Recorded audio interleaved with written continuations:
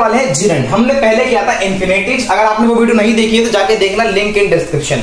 तो आज का जो टॉपिक है ना वो बहुत अच्छा टॉपिक है। जिरंड एक ऐसी चीज है जो स्पीकिंग के अंदर ऑलमोस्ट हम यूज कर सकते हैं, ठीक है। वैसे तो इंडिया में 70% लोग इंग्लिश स्पीकिंग जो है वो ग्रामेटिकली नहीं बोलते हैं। तो जिरंड है क्या, आपको बताता हूं। जिरंड एक मतलब हम कह सकते हैं वर्ब है जो कि एज अ नाउन की तरह इस्तेमाल की जाती है, या तो आप कह सकते हो नाउन है जो कि वर्ब की तरह इस्तेमाल की जाती है। यस, यही है कि एक जिरंड क्या है, नाउन है, नाउन वर्ब की तरह इस्तेमाल की जाती है और वही क्या होता है, जिरंड होता है। तो ये कॉन्सेप्ट है, जिरंड ही क्या है, नाउन है, नाउन ही क्या है, वर्ब बन जाता है और वर्ब ही जिरंड है। एग्जांपल, कंफ्यूज हो रहे मुझे पता है, जैसे कि मैं बोलूं स्पीक, ये एक वर्ब है, पर जिरंड के अंदर क्या होगा कि इसके अंदर क्या हो जाएगा, हमारा आईएनजी लग जाएगा, ठीक है। तो जिरंड का कॉन्सेप्ट क्या होता है, वर्ब की फर्स्ट फॉर्म प्लस आईएनजी, तो ये होता है जिरंड। अब स्पीकिंग क्या है, स्पीकिंग क्या एक वर्ब है, पर एक जो अगर हम एक सेंटेंस देखें तो उसके अंदर एज अ नाउन भी इस्तेमाल होता है। क्यों होगा नाउन का इस्तेमाल, क्योंकि ये एज अ सब्जेक्ट भी इस्तेमाल हो सकता है, एज अ ऑब्जेक्ट भी इस्तेमाल हो सकता है।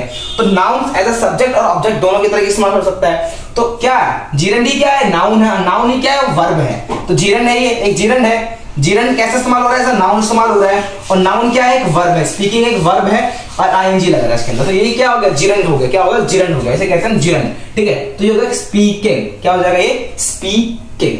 आइए कुछ सेंटेंसेस देते हैं ताकि आप और अच्छे तरीके से समझ सकते हैं। तो गाइस आपके सामने यहाँ पर 3 एग्जांपल है, देखो।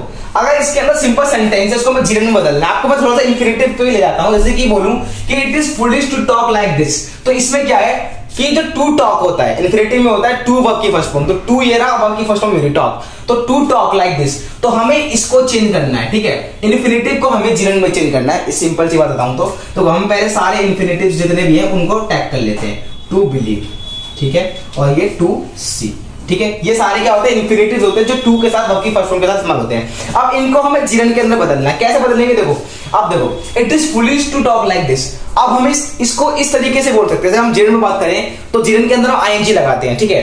तो हमें क्या करना है, हम इसे ऐसे भी लिख सकते हैं, it is foolish talking like this. Yes guys, talking like this, it is foolish talking like this. इसको हम इस तरीके से बोल सकते हैं, क्योंकि यहां पर टू टॉक हटा के, इन्फिनिटिव हटा के हमने क्या लगा दिया, जिरंड लगा दिया, ठीक है। क्योंकि जिरंड के अंदर वर्ब की फर्स्ट फॉर्म प्लस आईएनजी लगता है, तो टॉक के वर्ब की फर्स्ट फॉर्म हो गई और आईएनजी में लगा दिया, तो टॉकिंग हो गया, ठीक है। अब जैसे ये है, he loves to sing a song, उसे गाना गाना पसंद है, तो हम इसको ऐसे देते हैं कि ही लव्स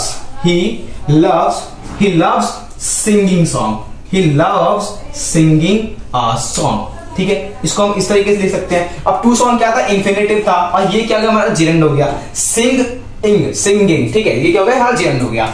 अब यहाँ पर देखो, यहाँ पर दो इन्फिनिटिव है, to see is to believe, देखना ही भरोसा है, जो to see is to believe. हम दोनों को हमें इन दोनों को चेंज करना पड़ेगा। तो इसको हमें जिरंड बदलना है, तो सिंपली आईएनजी लगा दोगे आप, ठीक है, ऐसे लिख दोगे, सीइंग इज बिलीविंग, ठीक है, सीइंग इज बिलीविंग, ठीक है। तो ये क्या होगा, हमारा कॉन्सेप्ट होगा किसका, जिरंड का कॉन्सेप्ट। अगर आपको वीडियो अच्छी लगी हो तो लाइक सब्सक्राइब किया जरूर कर देना। मिलते हैं किसी नई वीडियो में किसी नए टॉपिक के साथ।